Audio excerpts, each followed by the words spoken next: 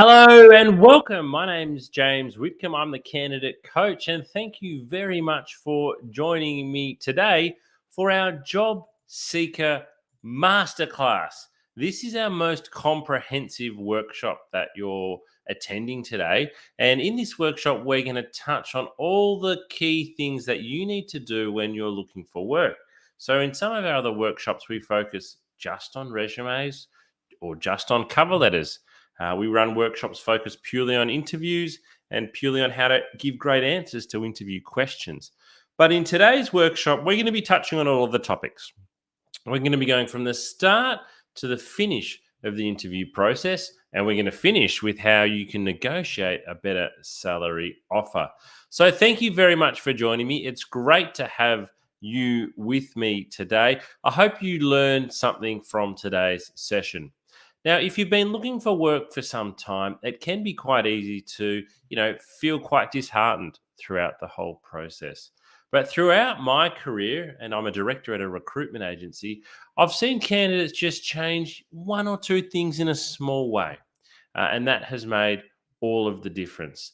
So throughout today's session, don't think that you need to go away and change every single part of what you're doing when you're looking for work.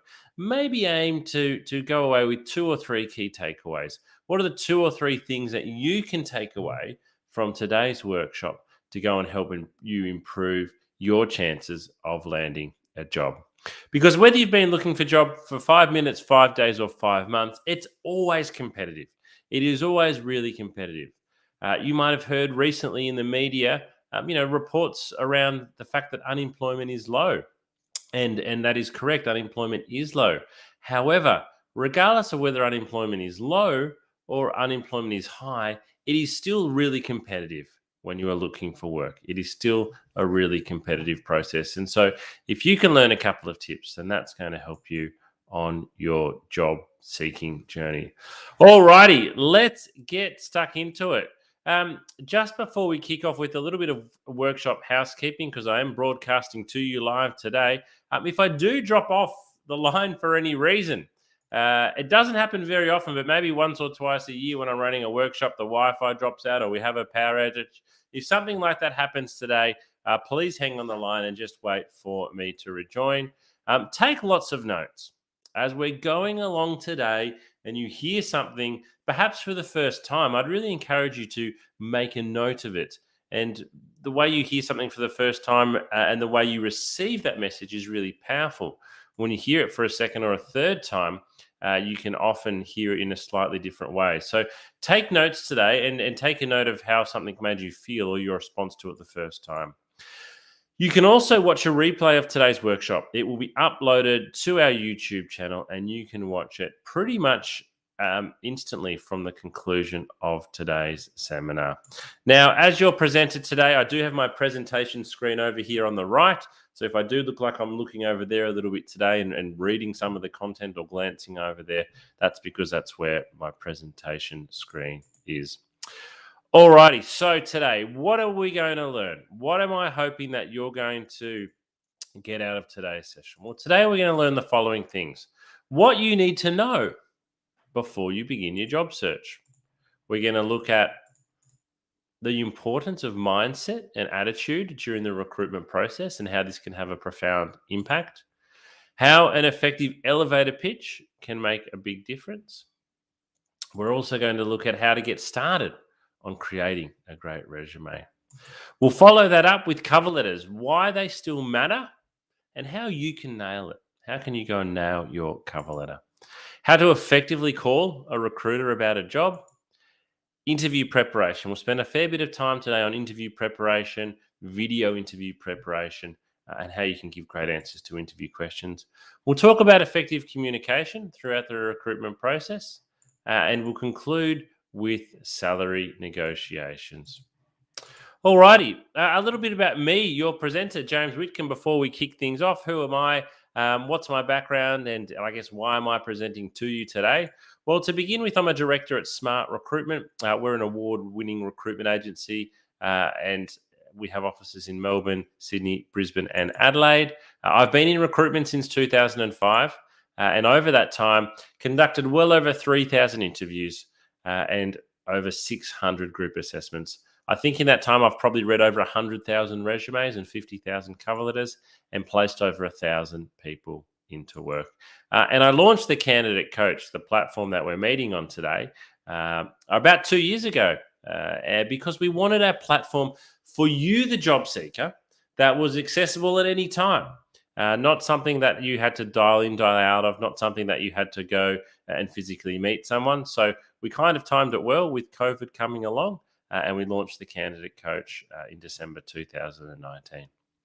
Alrighty, let's get stuck into our first lesson. What do you need to know before you begin your job search? What do you need to know? Well, first of all, planning will save you time, planning will save you effort, and planning will save you sanity.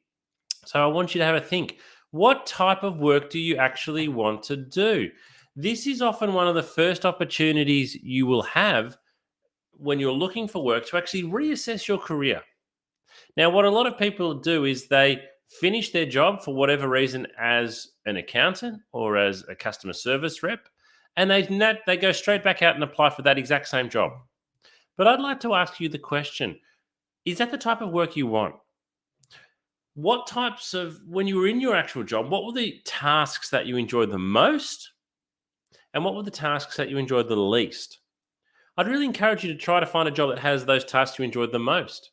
Maybe it's specializing within that field. Maybe it's doing something a little bit different. But this is actually an opportunity for you to do a little bit of an assessment on what you want to do. I'd also encourage you to think, where are your skills and experience going to be most valued? What do I mean by that? Well, put yourself in the shoes of a recruiter. Who would want to hire you the most? Who would want to hire you the quickest? A lot of the time, it is thinking about, okay, these are the skills I've got. Which company or which job is looking for these skills?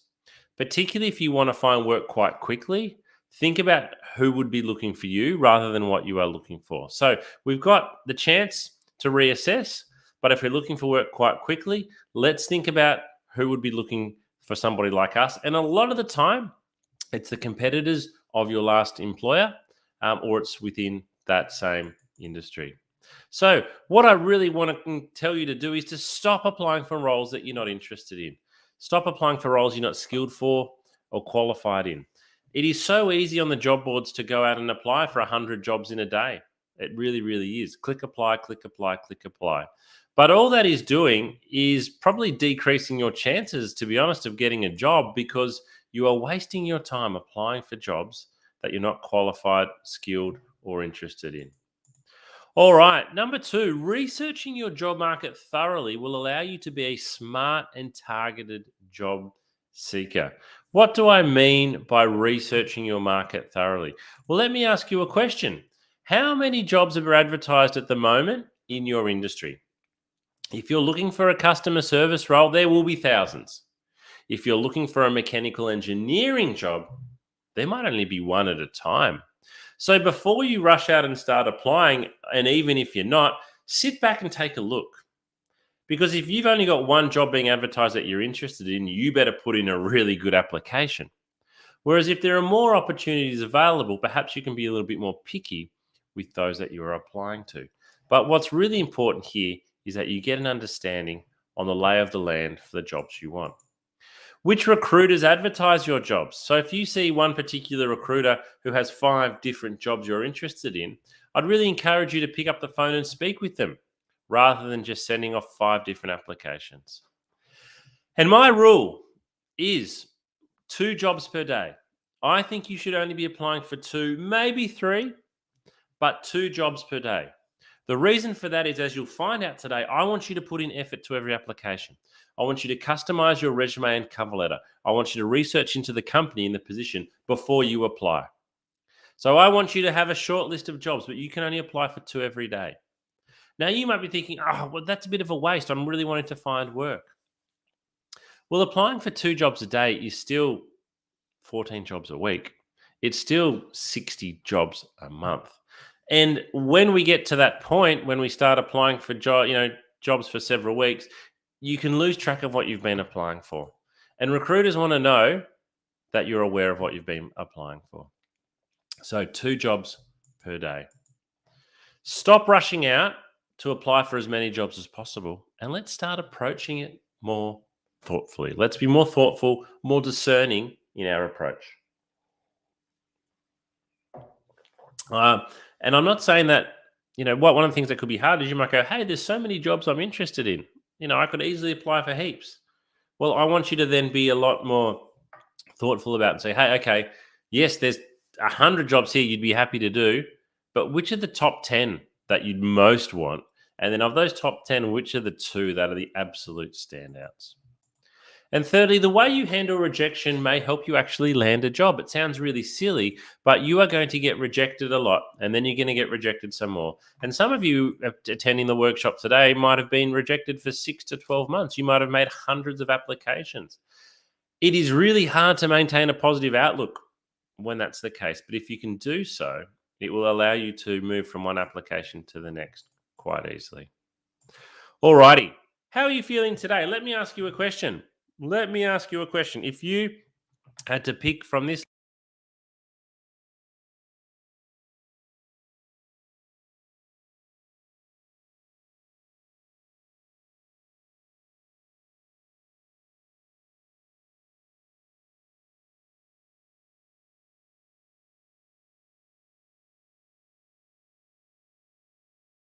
question, and there's a bit of a reason behind it, is I want to know, same question again, how do you present yourself as a job seeker? So again, you've got the same list of emojis here. But when you're writing your resume, when you're writing your cover letter, when you're speaking to someone on the phone via Zoom or face to face, how do you actually present yourself as a job seeker? How do you present yourself as a job seeker? Because we can actually tell. We can sometimes tell in the tone of your resume and cover letter. We can certainly tell by the tone of your voice. We can tell by the body language when you're interviewing somebody.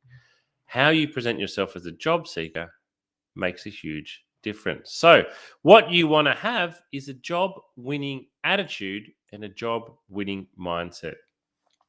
I want to share a quote with you from well known recruiter Ryan Biggs. And Ryan writes, I will always go for someone with a fantastic attitude that may need a little bit of development over somebody I will always go for someone with a fantastic attitude that may need a little bit of development over someone who has all of the skill but a bad attitude. So what he's saying there is you can have all the skill. You can be the most qualified candidate. But if you've got a bad attitude, guess what? You are not going to get the job. And likewise, even if you don't have all of the skill, even if you don't have all of the qualifications, take some enthusiasm from the fact that, hey, if you present with a great attitude, and I'll show you some of the things today you can do to show great attitude, then your chances are probably better than you think. You can actually beat candidates who've got more skills and more qualifications if your attitude is better than theirs. All right. So let me ask you this question then. Put yourself in the shoes of a recruiter.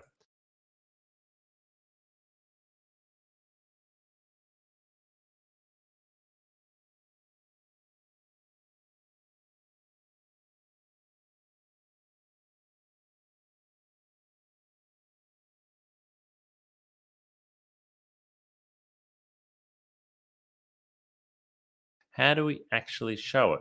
Well, first of all, you can choose to be positive. You can actually choose. It's your choice. Before you pick up the telephone, before you walk into a room, you can choose what attitude you are bringing to that room. So before you apply, think, I'm going to be positive. I'm going to put in my best application here today. I'm going to do a really good job. Before a phone interview, just remind yourself, okay, you might have had a really bad day, but just think, okay, I need to take a breath. I need to take a moment, and I need to show the very best version of myself here. I need to show the very best version of myself here, and not, let my bad morning come across on the phone. And certainly before a face-to-face interview, you need to go in and present yourself well presented, well dressed with positive body language. And then think, how do I want to be remembered? You will walk out of the room You will walk out of the room. When you walk out of the room, what do you hope the person that you've met with remembers about you? Have a think and think about how you can work that backwards. Follow up with the recruiter. So, a lot of people will send in an application, they'll have a phone call, they'll even have a face to face interview, and then they will wait to hear back from the recruiter and think that's the right thing to do. There's nothing wrong with doing that, but if you want to show positive attitude, follow up. Make a phone call a couple of days, certainly a week later. There's absolutely nothing wrong with that. Show the recruiter that you are really keen on this job, that you're really interested and that you're positive and enthusiastic. So we want to avoid being negative. We want to avoid whinging. We want to avoid complaining. We want to avoid arguing. And we want to avoid being unresponsive. And that final one happens quite a lot. If you've missed a call, call back quickly. If you've got a voicemail, get back in touch quickly. If the recruiters ask you to send something through, send it through quickly. This is how we can show having a great attitude. All right. I want you to grab a pen and paper. I'm going to give you a moment to do this. Grab a pen and paper or open up a new window on your computer or your notepad on your iPhone.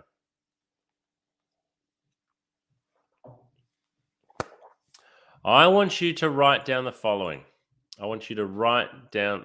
Now, I don't want you to actually answer them because that will take too long, but I want you to write down the following. 1, name. So write down 1 name. Write down 2, overview of your work history. Write down 3, your top 3 skills. And write down 4, what is the type of work that you are looking for. So what I'm asking you to do here is create an elevator pitch. Now, some of you might be familiar with an elevator pitch, but for those of you who aren't, an elevator pitch is a brief but persuasive statement. And a brief but it's commonly used in sales, most commonly used in sales. A brief but persuasive speech or statement. So why would we want this when we're looking for work? When might having an elevator pitch come in handy? Well, the most common interview question in the world is tell me a little bit about yourself. And the best answer to tell me a little bit about yourself is your elevator pitch. So, how do we create a really good elevator pitch? So again, it's your name. Straightforward with name. Number 2, it's an overview of your work history. So when I say overview, that's what I mean. It's not a full detailed rundown. We need to go through our whole elevator pitch in about 30 to 60 seconds. So an overview of your work history. Number 3, it's your top 3 skills. Your top 3 skills. Now, this might change a little bit depending on who your audience is. So let's say you're happy to find administration work, but you'd also be happy to find customer service work. And you've potentially done both. So the skills that you might mention here for each one would be different. I'd also encourage you with your top 3 skills to make at least 2 of them what we'd call hard skills. So a lot of people say, I've got good communication, I'm a hard worker, and I'm always on time. Those things are fine, but they're not measurable. Anybody can say them, and they're not hard skills. So if you were going for an administration role, you might say that one of your top 3 skills is your typing speed is 80 words per minute at 95% accuracy. So include at least 2 hard skills, depending on your work and the type of work you're looking for. What is the type of work that you are actually looking for at the moment? So I'm going to show you one that I've prepared earlier. I don't want you to be intimidated by this in any way, though, because as I said, I've been in recruitment since 2005, and I coach people on how to write a really great elevator pitch. So my elevator pitch should be really good. All right, here it is. If I was looking for work at the moment, this would be.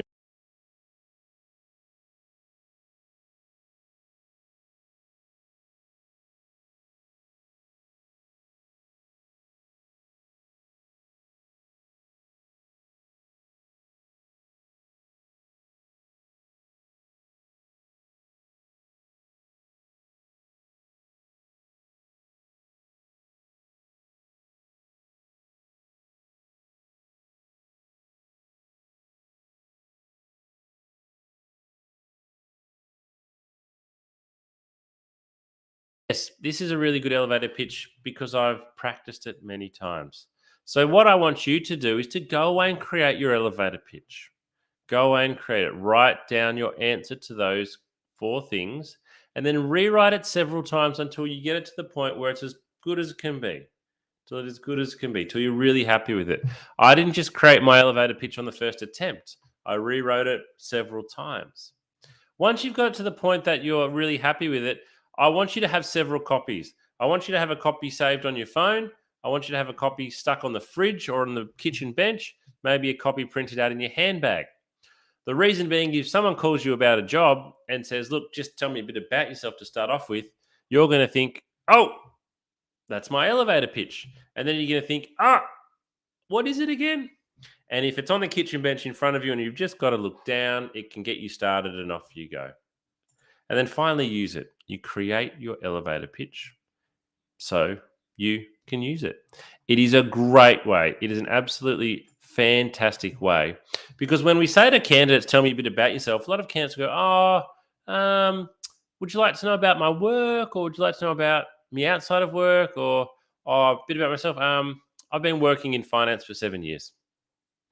And it is a really friendly question in some ways, and it's a bit of an icebreaker, but don't drop your guard. This is your first opportunity to create a great impression. And if you come with a great first impression and give a really good elevator pitch type answer, the recruiter's impressed very, very quickly. And you're up to this level. Whereas if you have a bad first answer, you're down here. And whether you start down here or whether you start up here, it's much more likely that's where you're going to stay wherever you begin. So begin up here, and it's easier to stay up here. Begin down here in your interview or your first impression, and it's really hard for you to get back up there. Alrighty, I've got a question for you.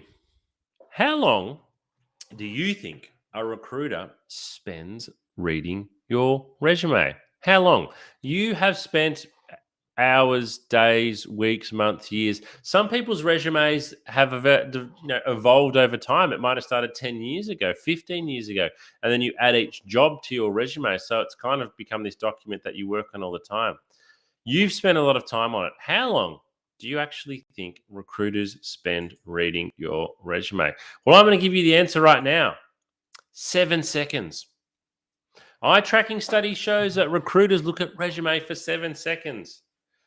I've got to tell you, that's not a great stat, is it? That stat is certainly not great for job seekers, and it's a stat I'm probably a little bit embarrassed about as a recruiter. I don't think that's something that we can be proud of.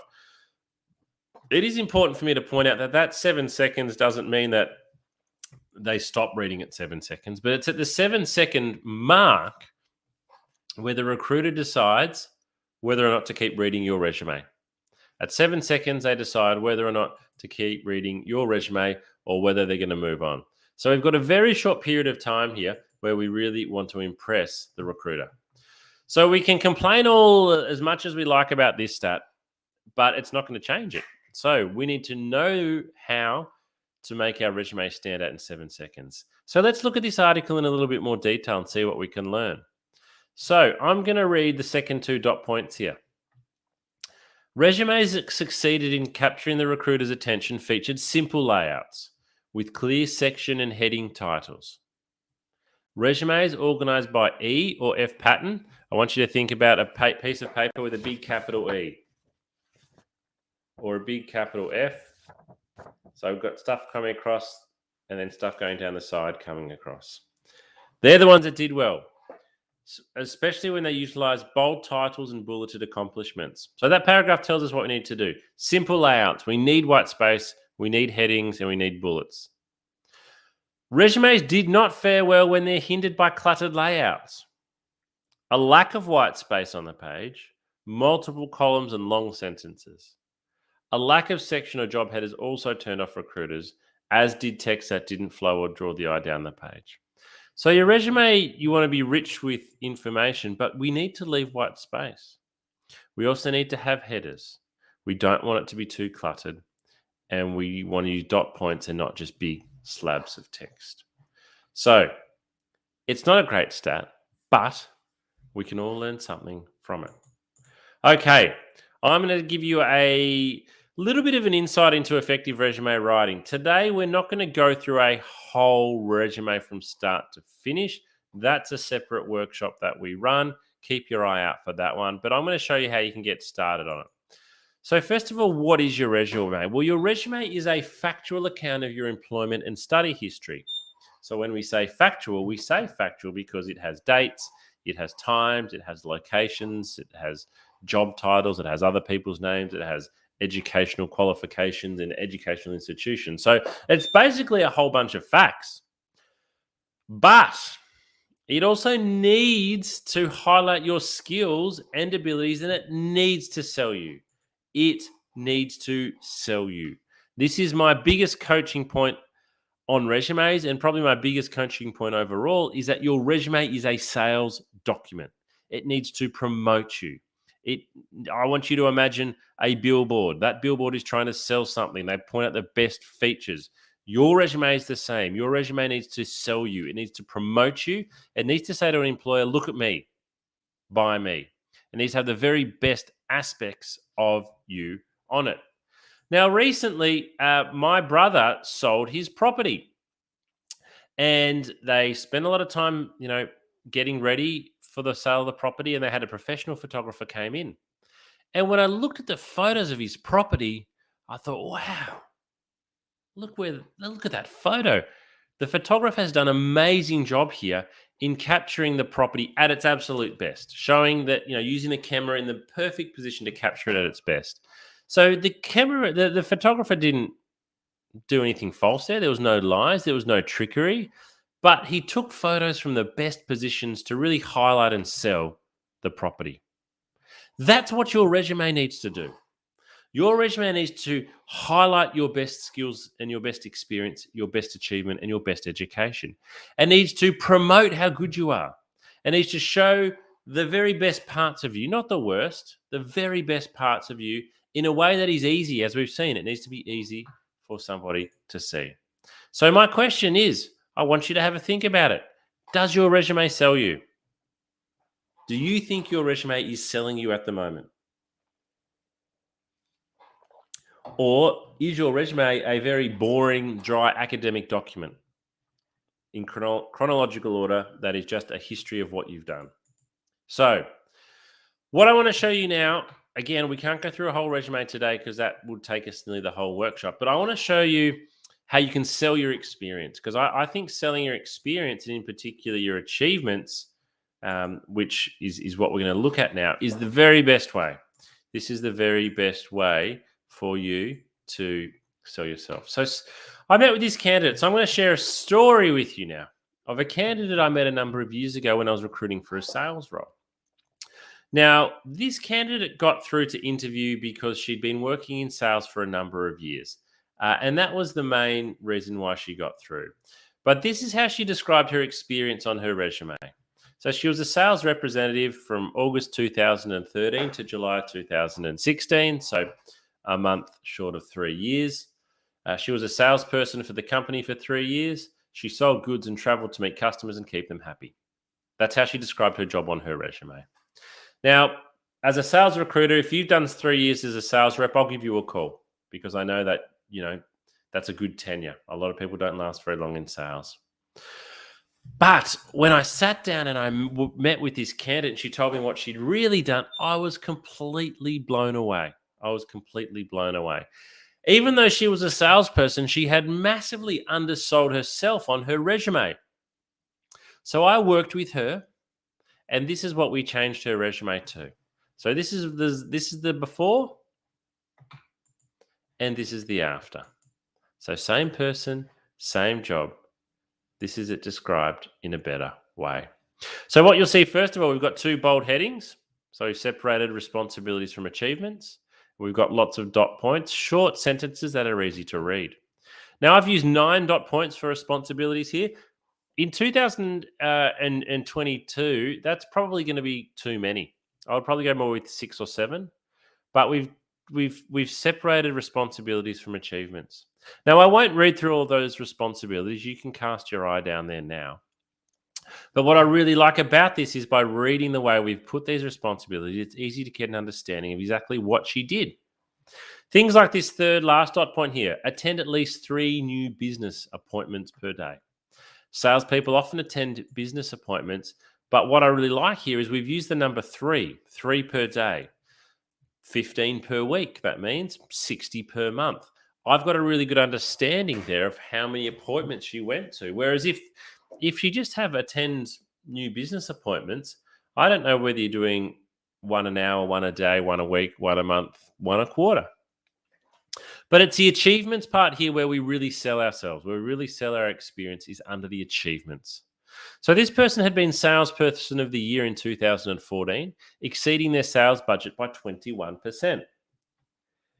Now, you're not going to believe this, but for being salesperson of the year in 2014, this candidate was given a brand new car.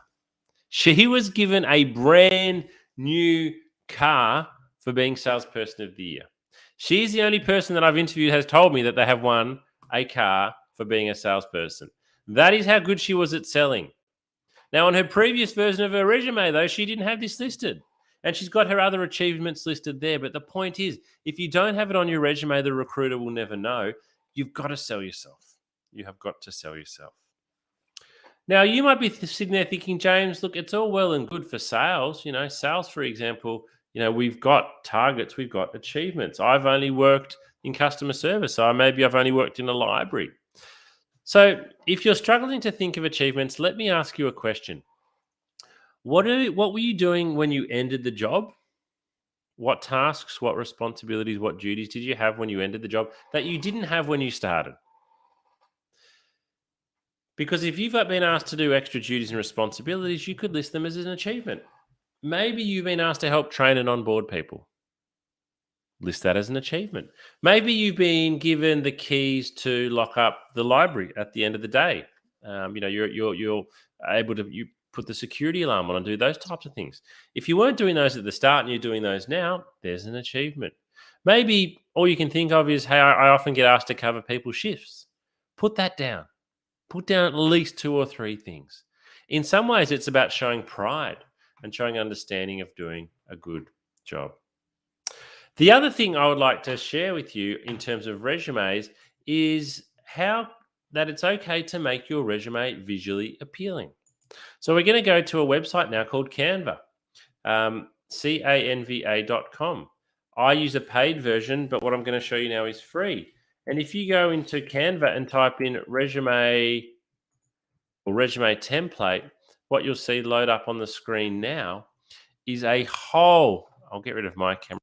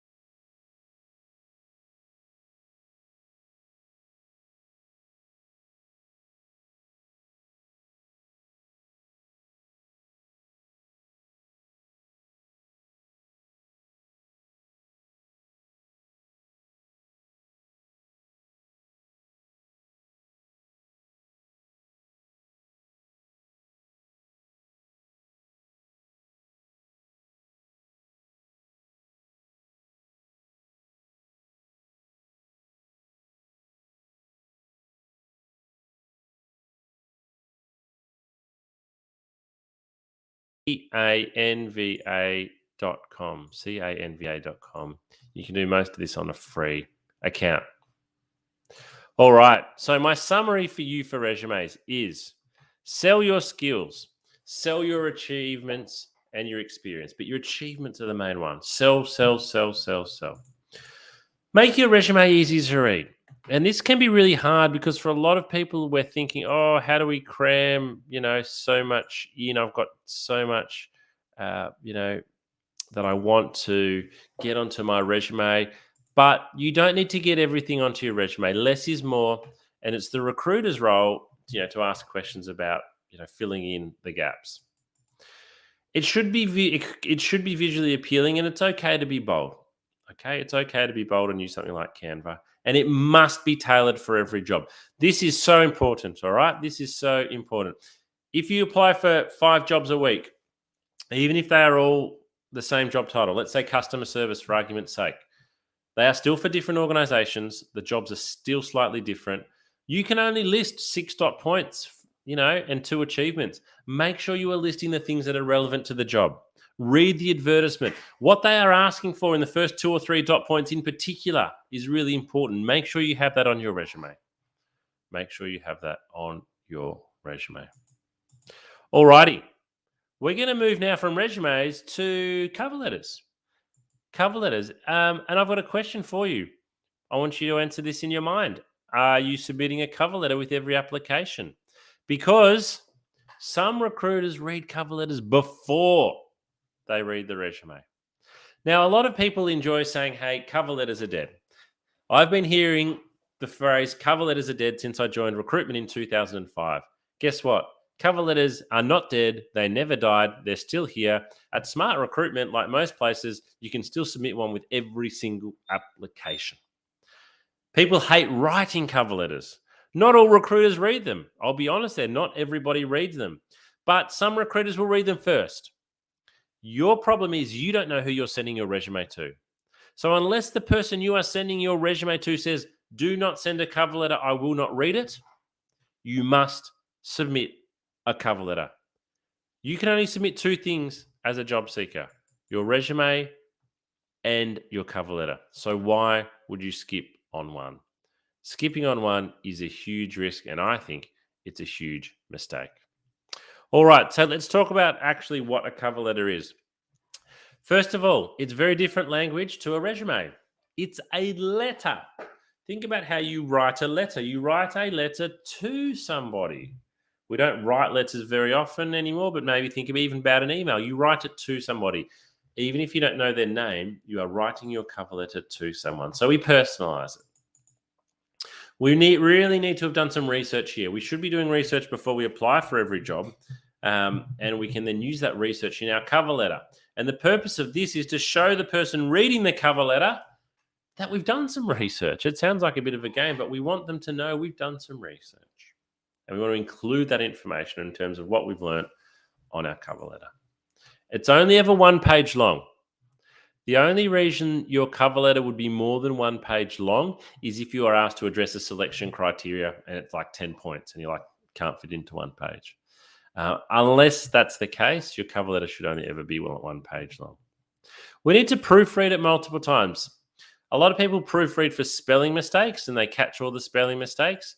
But what is really hard to catch in your own work in particular is grammatical errors. A lot of people don't catch their own grammatical errors. So proofread multiple times and catch those grammatical errors. So stop submitting the same cover letter for every single vacancy. We need to tailor it. All right. I'm going to show you what a good cover letter looks like. This is a great template that you can go away and copy and paste. So it has 4 simple paragraphs. That's it. 4 simple paragraphs. And paragraph 1 and paragraph 4 take 1 minute each. So paragraph 1, we just want to address the role in the company that we're applying to. 2 sentences should be enough. So here we're saying, Dear James, please find attached my resume for the accounts coordinator position at Smart Recruitment. If you have done that, name, job title, company title, you're probably already into the top 25% of cover letters. Because most cover letters I receive say, Dear Sir or Madam. Now, on my cover letters, my name is always there. On my cover letters. On my job advertisement, my name is always there. But even if my name is not there, the company and the title is there. So personalize it. The point of this is to show the recruiter you've put in a lot of effort. Paragraph 2, mention 2 or 3 things that you know about the organization or you know about the vacancy. So we need to do some research here. And again, the whole point of paragraph 2 is to show the person reading your cover letter that you've done some research. Because everyone else's cover letters are rubbish. If yours is really good and stands out, this could be the one thing that you can do that can make a huge difference.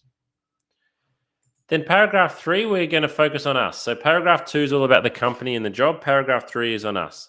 We're going to mention your key skills or experience relevant to the position. Again, it's 2, maybe 3 things. And this is why we have to tailor our cover letters, because we can only pick 2 or 3 things here. We need to pick 2 or 3 things that are really relevant to the job that we're applying to and the company. Paragraph 4 is a brief sign off. Thanks very much for reading my cover letter. I hope to hear back from you soon. So I'll give you a moment to take a screenshot of that. What I've done with this formula, and it's taken me many years to develop, is I wanted to develop a formula that allows people to easily replicate a cover letter. So I think paragraph 1 and 4, it's really straightforward. Paragraph 2 and 3, you can probably do them both in 10 minutes. I think you can do them both in 10 minutes, but you can spend a lot longer and be more impressive. But I wanted to create a formula or a template that is easily replicatable so that you can customize every cover letter without too much hard work. All right, so here's an example using my formula. This is a made-up job and company. Dear Rupert, I'm writing to you as an enthusiastic applicant for the marketing coordinator role at Duke Industries.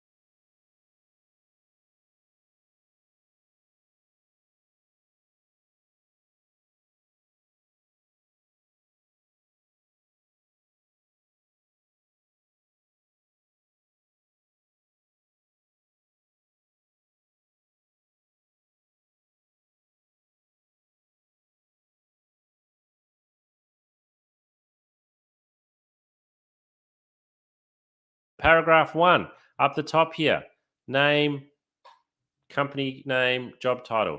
Paragraph 2, we're talking about what we've learned on the company. We've done some research. Paragraph 3, we've picked 2 or 3 things we've done relevant to the job. Whoops. And paragraph 4, a brief conclusion. It looks really good. It looks really professional. It looks like you've put in a lot of effort on this cover letter. Now, here's the same cover letter in a slightly different template. So the template that I have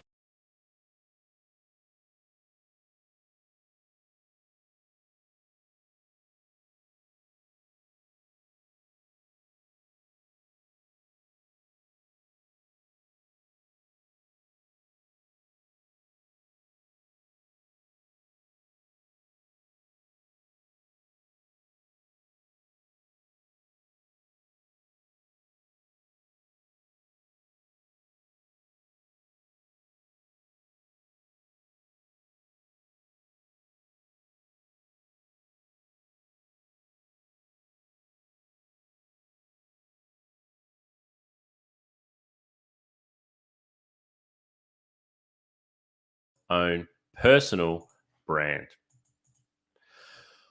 Alrighty, we've come so far. Let's go a little bit of a recap on today. We've talked about researching and finding the right role. We've gone on how we can create a great elevator pitch. We've done that. Maybe we've had a phone call even. We've been able to put our elevator pitch into practice. We've tailored our cover letter. So you found those 2 jobs that you're going to apply for. You've done some research. You've tailored your cover letter to the job.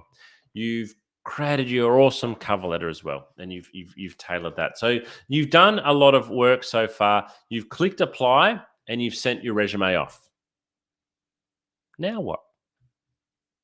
Now what are you doing? Tomorrow, what are you doing? What's happening with this application? What do you need to do? It's been 1 day now. It's been 2 days. It's been 3. It's been 5. You haven't heard. What should you do? Well, I think you should pick up the phone and make a call.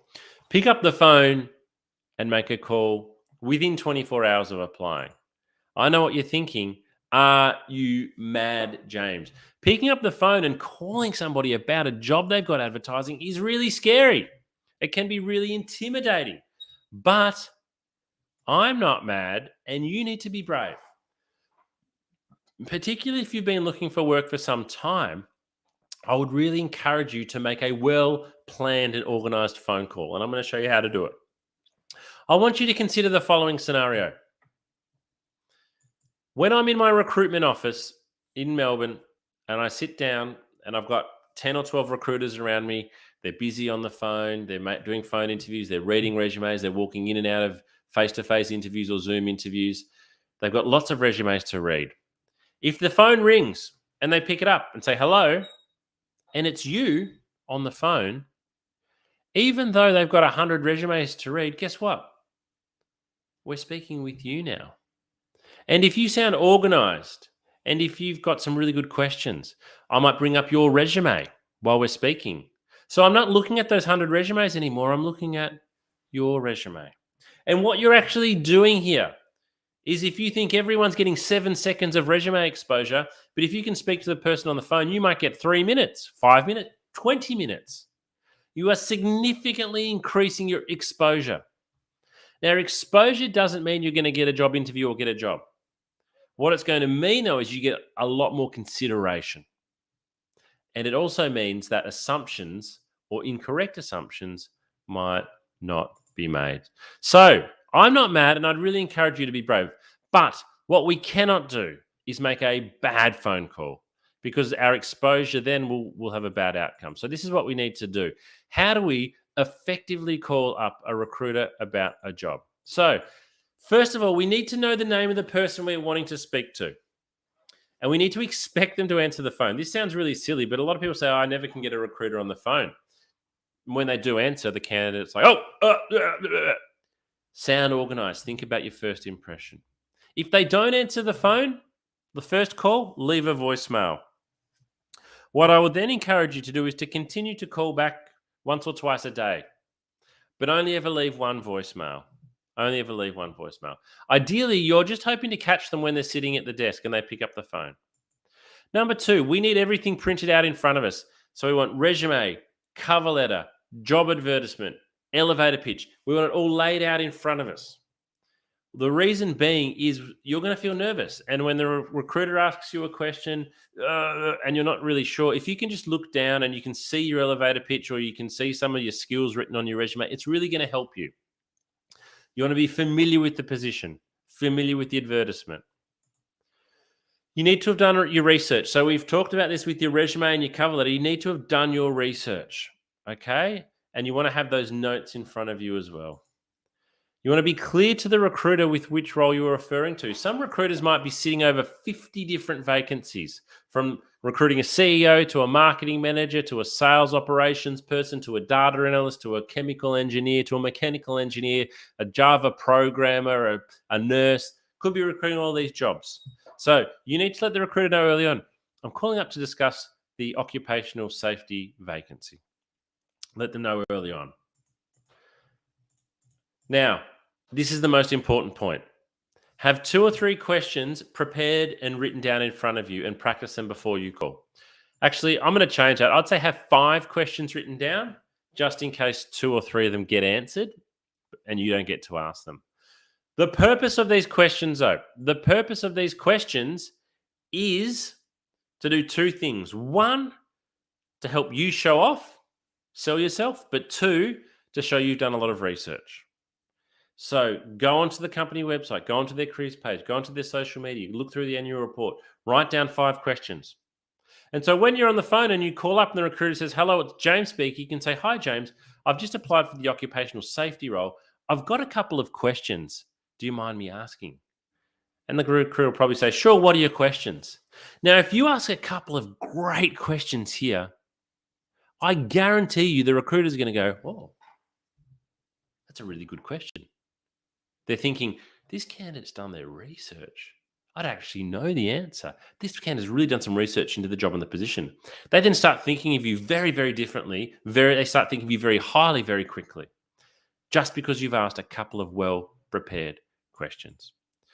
Keep the call brief, but be prepared that it could go for longer. It might go into a full phone interview, or that you might catch the recruiter when they've literally got another appointment in 2 minutes' time. And finally, if you're not feeling confident, then practice. Like with interviewing, practice makes perfect. Practice makes perfect. I think as the candidate coach, this is the biggest difference that you can make if you're struggling to get to interview stage, is to call up effectively in a prepared way and ask a couple of great questions. Give it a go. You'll need some patience. You'll need some persistence. It might take a lot of calls to get through, but I guarantee you, if you do, and if you ask a couple of good questions, you will increase your chances of getting to interview. So what's with all the research? I'm asking you to do a lot of research at the moment. I want to share a quote with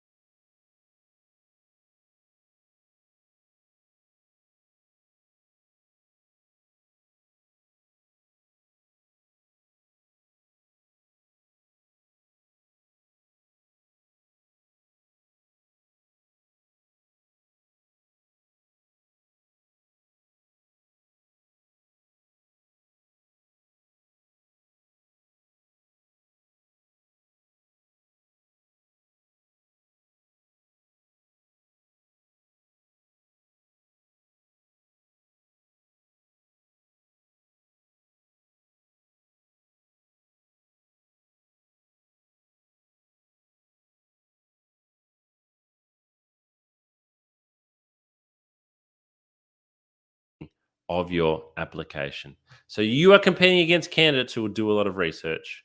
You need to do research just like they do.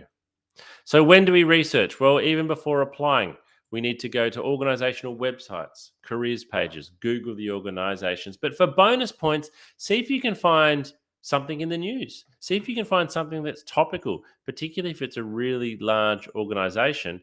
You might be able to find something that's really topical on them at the moment. I am always impressed when a candidate can tell me something or ask me something about it, the company I'm recruiting for, that I don't know. And then let's research the position. So we really need to read and understand the job advertisement. And if we've been asked for an interview, ask for the position description and read and understand that. Try to understand where the position fits into the structure of the organization and how it adds value. This will really help you stand out. All right. Let's talk about interviews now.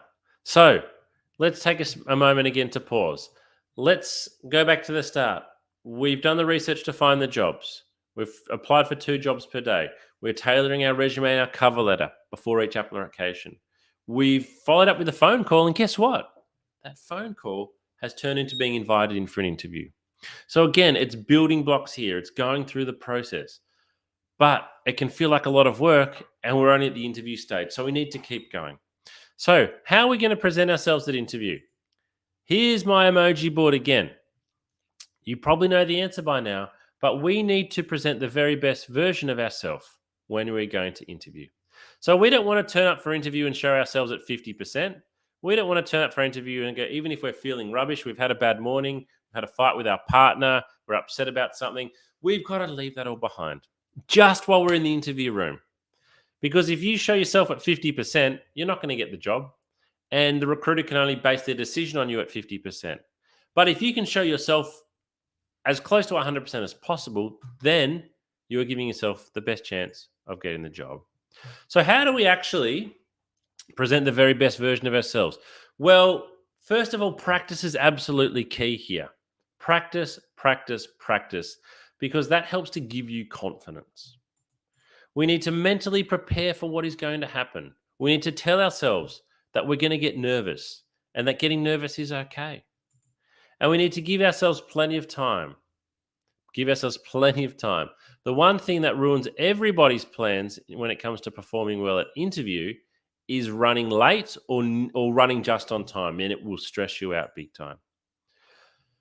Dealing with nerves and anxiety at interview. This is a really big one. So I'm actually going to share a little video with you here from a workplace psychologist on how you can deal with nerves and anxiety at interview.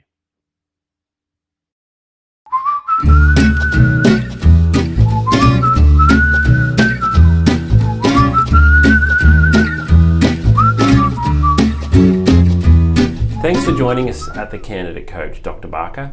Tell us a bit about your background and the type of work you do.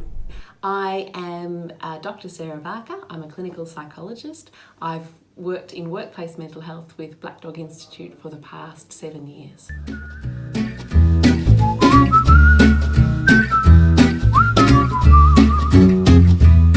Dr. Barker, why is it common to feel nerves when going for a job interview?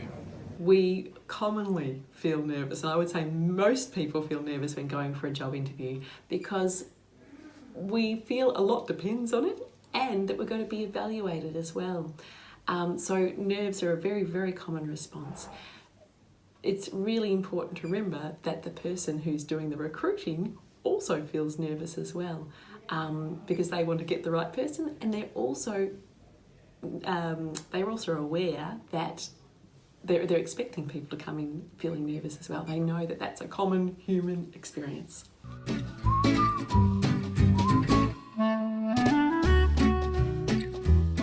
What can we do before the interview to help best prepare so that we're not overcome by feelings of nerves and anxiety?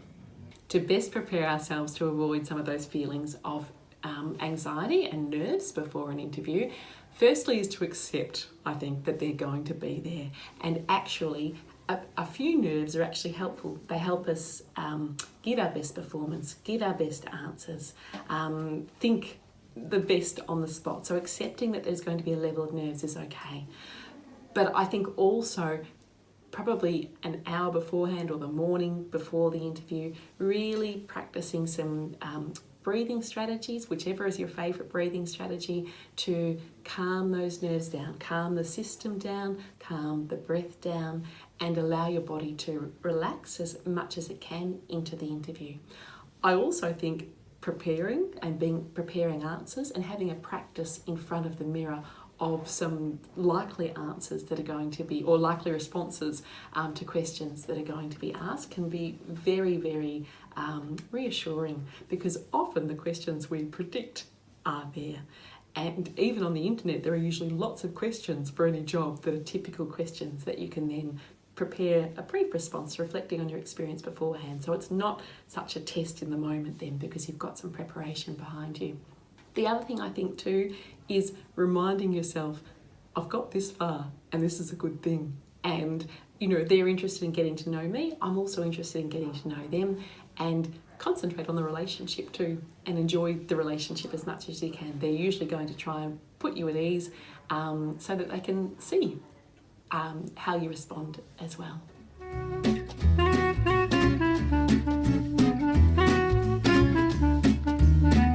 And what can we do during the interview if we feel a bout of nerves or anxiety coming on? It's very common for us to suddenly feel overwhelmed in the moment in an interview. If that happens, take some deep breaths. It's okay to buy some time. It's okay. And also, when we take deep breaths in an interview, it's only usually us that notice. Okay, so taking some deep breaths can really be helpful. And even saying to the interviewer, could I just take a moment here just to pause and gather my thoughts, and then just breathe. Okay, and then when you're ready, come back and say, I'm ready to continue on. And that's a fine way to manage nerves during an interview.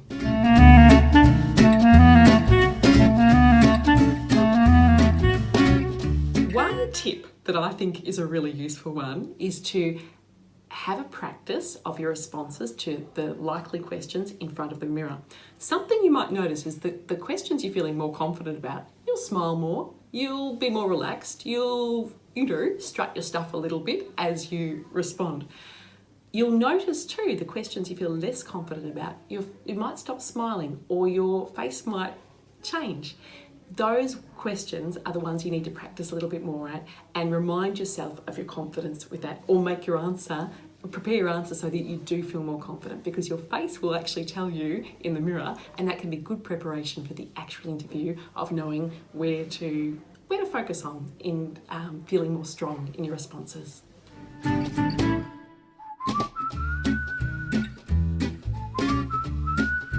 In summary, nerves and anxiety for interviews can be partially managed and avoided by preparing beforehand, using our breathing exercises and techniques to reduce stress so we're going in feeling calmer, and also during the interview by practicing those same skills.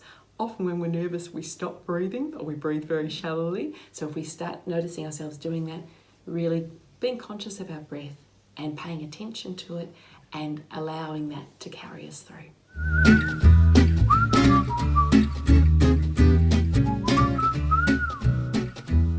Thanks for watching today, and we hope this has helped you best prepare for your next job interview. Good luck.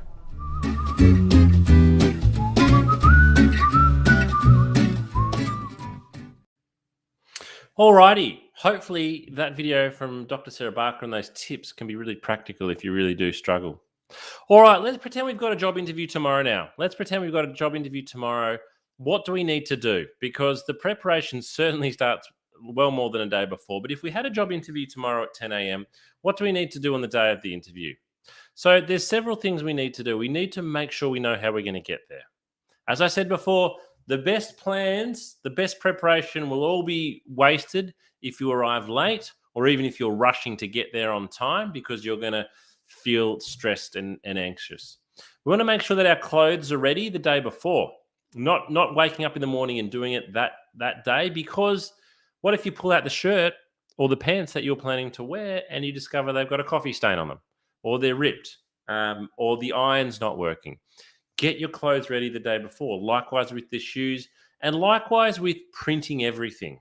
Again, if you've been asked to bring something along that you need to print out, get it done the day before and do any assessments that you need to do as well. So if you've been asked to do a test, do it a day or two before and have a practice. Have a practice of your interview answers. So the aim here really is that when you go to bed the night before your interview, everything's ready. It's going to be hard for you to have a good night's sleep probably the night before the interview. But if you're lying there thinking, I've got to find my shirt, I've got to find my dress pants, I've got to polish my shoes. Actually, where's the shoe polish? You're not going to be able to settle. At least if you do it all the day before, you can hopefully give yourself the best chance of having a good night's sleep and you are prepared. All right, beep, beep, beep. The alarm's gone off. It's the morning of the interview. You probably haven't had a great sleep, but you're up now. What do we need to do that day? Well, really important is that we need to actually start off by having breakfast. You need a full stomach to give you energy, to get your blood sugar levels going. You also need to have a full stomach because sometimes when I interview people in the morning, if they skipped breakfast, I can smell it on their breath, which is really unpleasant. We need to shower, shave, we're brushing our teeth, we're fresh and clean. We want to avoid strong odors. If you are a smoker, try to avoid smoking. However, I would rather you have a cigarette than be really struggling with your nerves. Sorry, not your nerves, with your shaking. Give yourself plenty of time. Take an umbrella, take mints, those types of things, and get to the location 30 to 40 minutes early. But don't arrive at reception. Don't rock up to reception 40 minutes before your interview. Maybe wait downstairs or in your car and arrive at reception 5 to 10 minutes before. Now, take to the interview, we need to take with us a compendium. So there's a photo of a compendium on the screen there now. You can buy one of these from Officeworks or your local news agency for $20 or $30.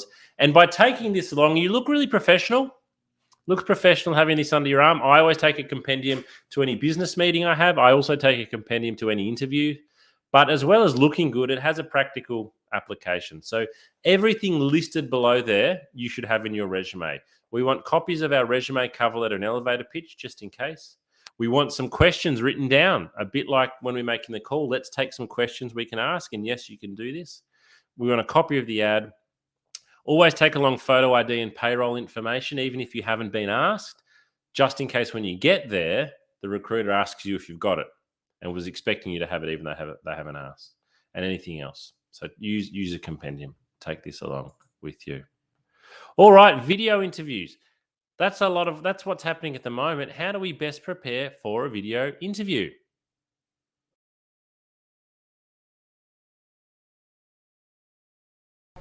Hi job seekers, James here from the Candidate Coach. One of the most common questions we've been receiving lately is around how to best prepare for a video interview.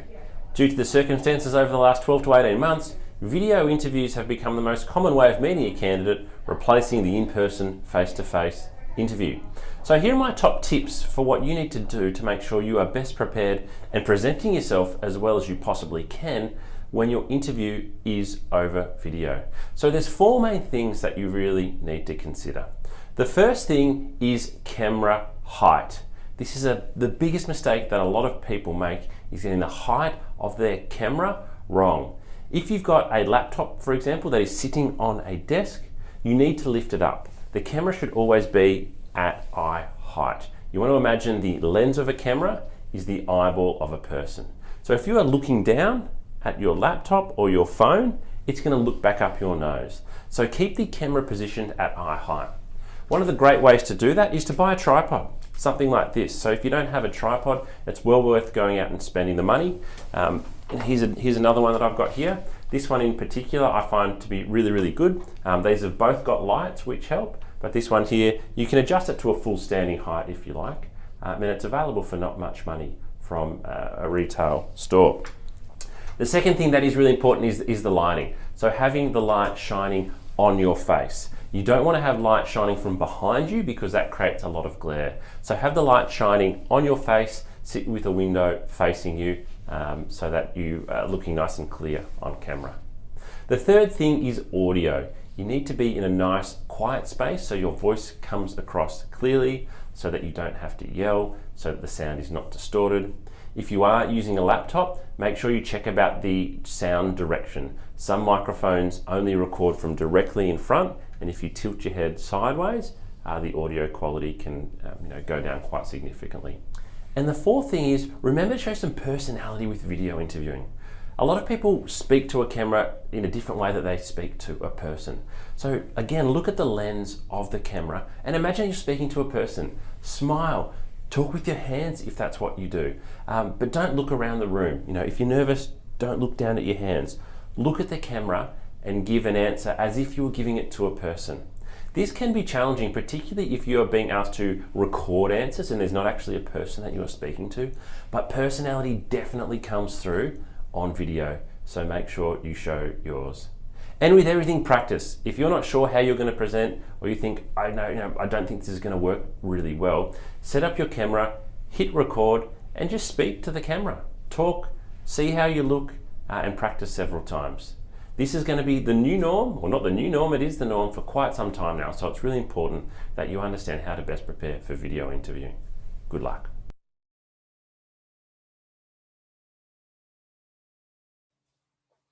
Alrighty. How do we give great answers to interview questions?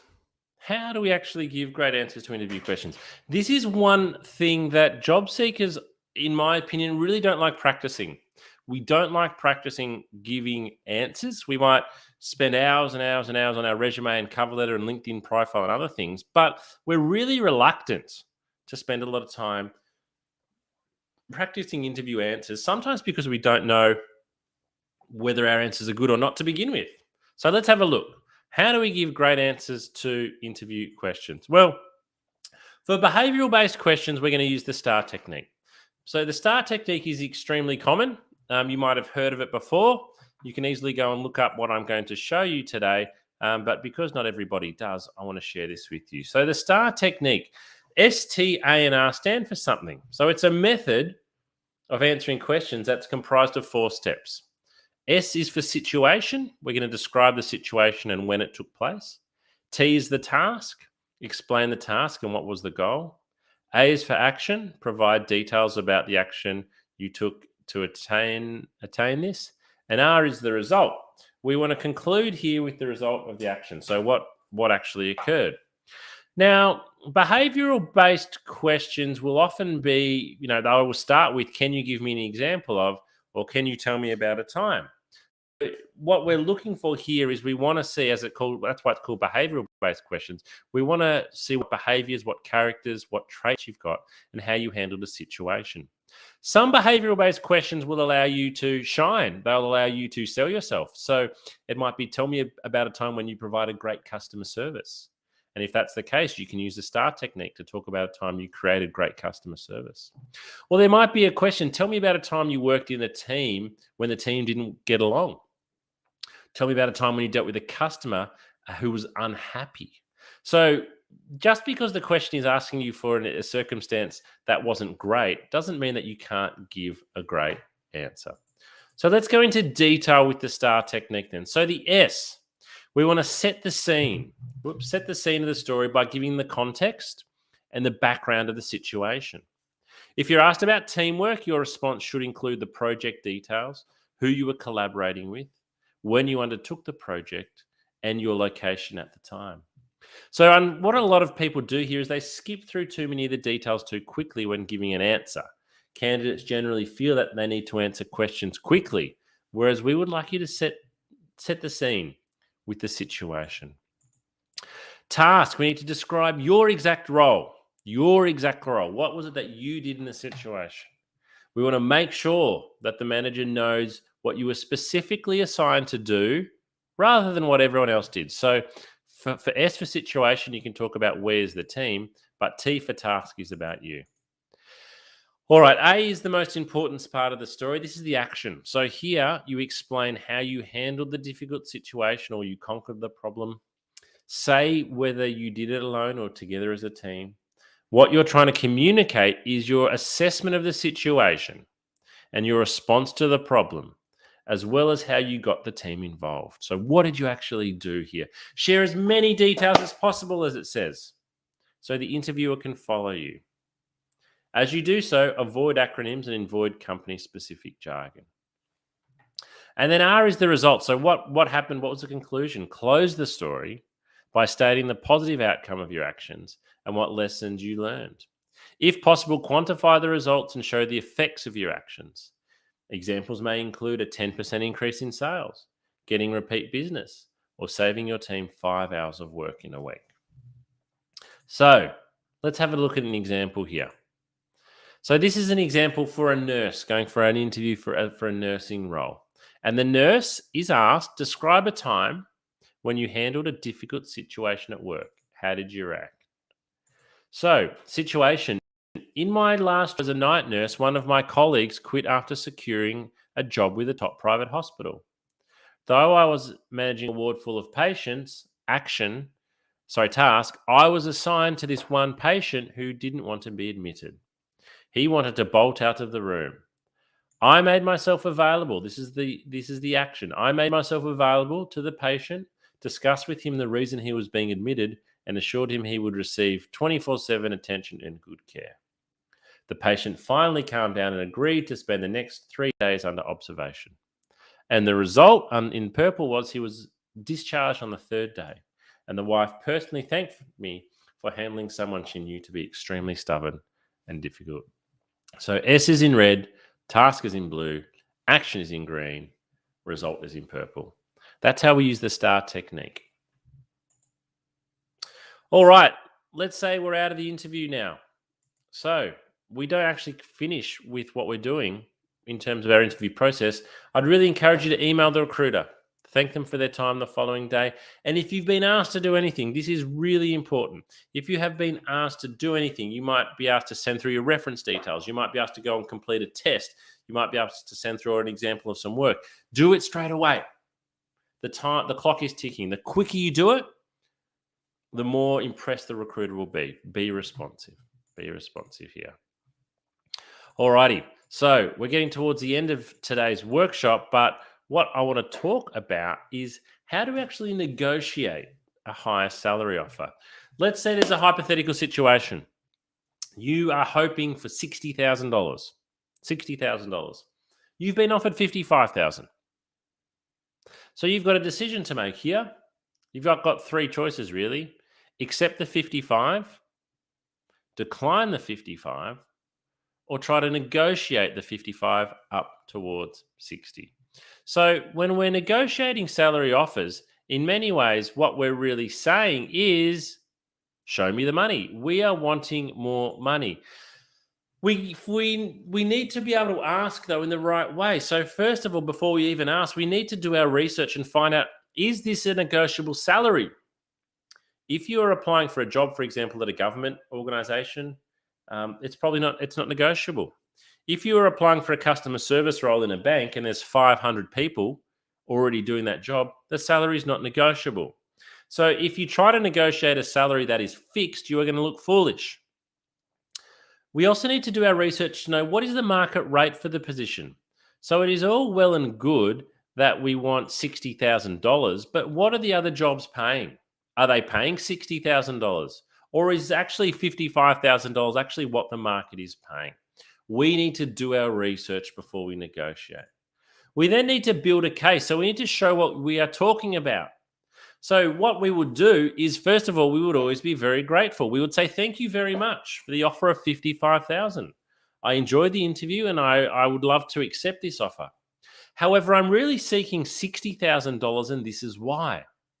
And what we would answer to this is why is, I've got more experience than you're looking for. I've got more qualifications. I was paid more than this in my last job. I'm bringing more than what you were asking. So we can't just say, thanks for 55, I want 60. We've got to build a case.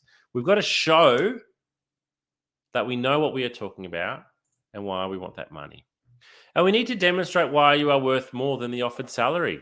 Why are we worth more than that? As I said, maybe on the ad they said we want someone with 2 years experience and you've got 4. Maybe you've got a degree and that's not asked for. Maybe you're bringing other things to the job. And finally, we negotiate in a firm but friendly manner. You need to expect that if you come to negotiate a salary offer, it could be retracted. It could be retracted. In my recruitment history, I have had 2 types of people when it comes to companies, when it comes to negotiation. Some companies will say they want to negotiate. No way. We've given them a fair offer. If they don't want to work here, we'll remove that offer. That could happen. I've also got organizations that say they want to negotiate. That's fine. Happy to negotiate. It's all part of the process. The concern is you don't know who you're dealing with. And so you do need to be prepared that an offer can be retracted.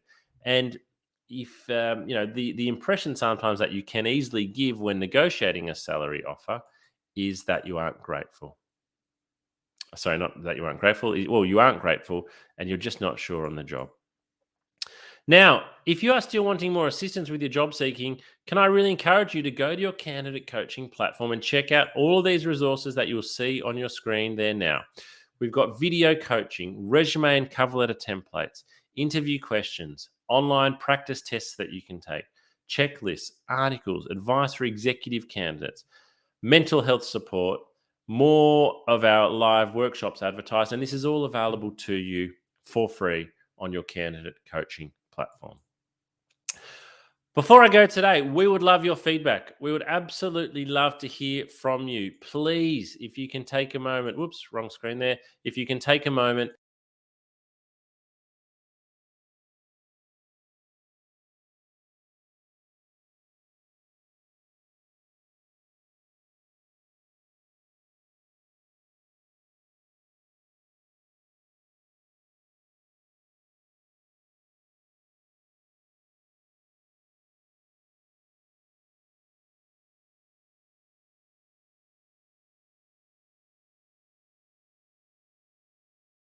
all one word, follow our LinkedIn page and you will keep up to date with all of our events and our new features.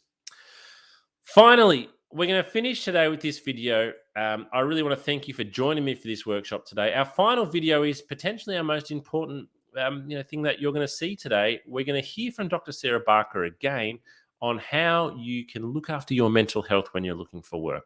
Because one thing that we've noticed from candidates of all backgrounds, all countries, all nationalities, all walks of life, all positions of seniority in the workplace is that when you come to look for work, it really can affect your mental health. So thank you for joining me today. The workshop will conclude at the end of this video. Enjoy the rest of your day.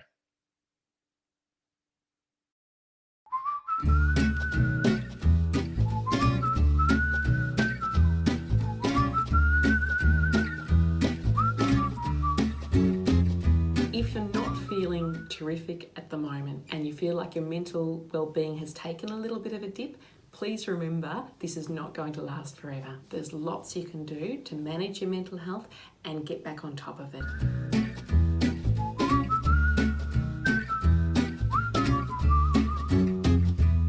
I am Dr. Sarah Barker. I'm a clinical psychologist. I've worked in workplace mental health with Black Dog Institute for the past 7 years.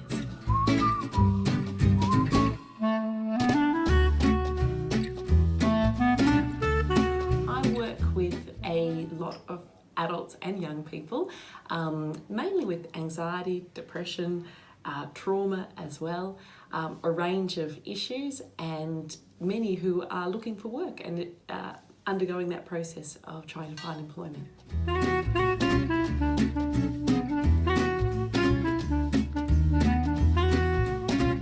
Looking for work causes mental strain because our identity is tied up with our work. Work gives us meaning, it gives us purpose, it gives us company and connection. So it's stressful for lots of reasons looking for work, and it can take a toll on our mental health.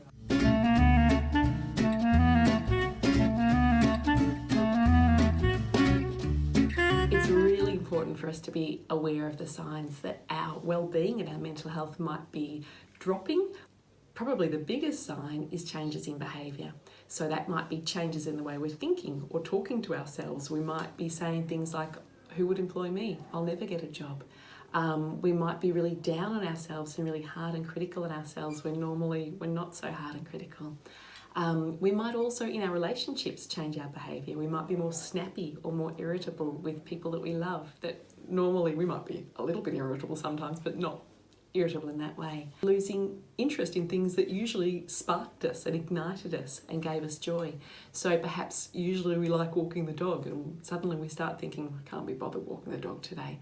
That sort of thing, those changes in behaviour are really significant because they tell us that something's different, and if we're noticing, I suppose, more than one of those and it's affecting the way we feel, and this is over a period of say 2 weeks or longer, then it's a really good idea to have a chat to a GP that you trust, and find out what might be going on, have a discussion and see if there's any physical reasons for that, or if perhaps your mental health and well-being might be able to do with a little bit of extra support, and then the GP can refer you on to see a psychologist, a counsellor, whoever is most appropriate for you.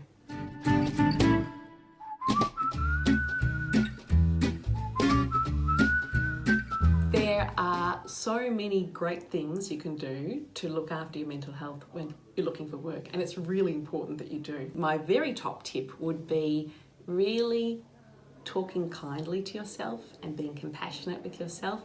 I think when we're looking for work, we can have a lot more questions like, will I ever get a job? Will I ever be employed? It can feel like this could go on forever. So being kind to ourselves and saying things like, it will work out. There will be a day, my efforts will be rewarded. It will just take time. I just need to keep trying. Reminding yourself of your strengths. And that might even be tapping into people you love and asking them what your strengths are, because sometimes it's harder to find them when our mood's a bit low and we're feeling more worried. We can be harder on ourselves. I think that routine is really, really important to our well-being. When we're looking for work, we mightn't have such a regular routine because there mightn't be a 9 to 5 start and finish time for a job. Well, there isn't. So instead, thinking about looking for work as a job in itself can be helpful. Having a start time and a finish time can be really helpful, and some set tasks that you hope to achieve that day. Purpose is really important too. So purpose might come through routine, but it can also come through other things. Meaning's really important, and our work gives us meaning. So when we're looking for work, meaning mightn't feel like it's there as much. Part of what we can do is infuse those tasks with meaning. So I am doing these things today, I'm looking for work, and that is meaningful in itself because there's an end goal to this. It will be something that's good for me and good for the people that I love as well.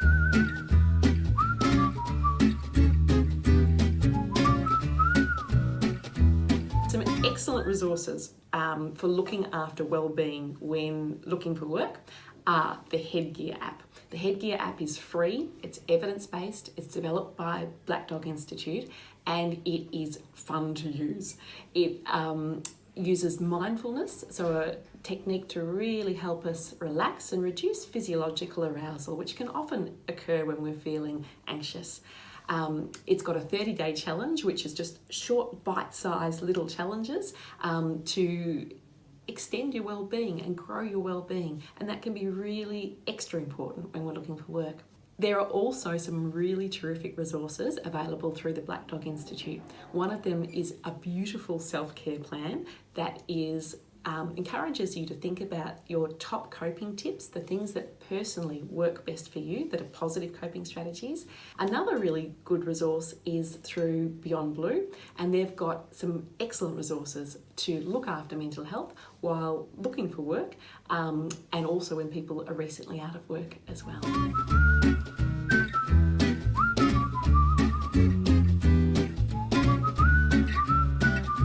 Probably time to seek professional assistance when you notice your mood is lower and you're feeling more down than usual, when you're worrying more and perhaps worrying excessively about things that you wouldn't normally worry about, and perhaps in your relationships too, when you're more tense with people and perhaps more snappy or irritable.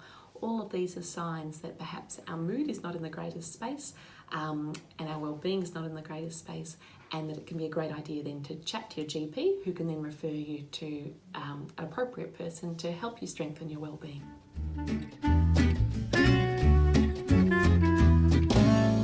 It's very common for people to have a dip, but please know that that's not going to last forever, and that there's lots you can do through looking after yourself, but also through getting access to professional support that can really give you a boost again and get you back feeling good as you're looking for work.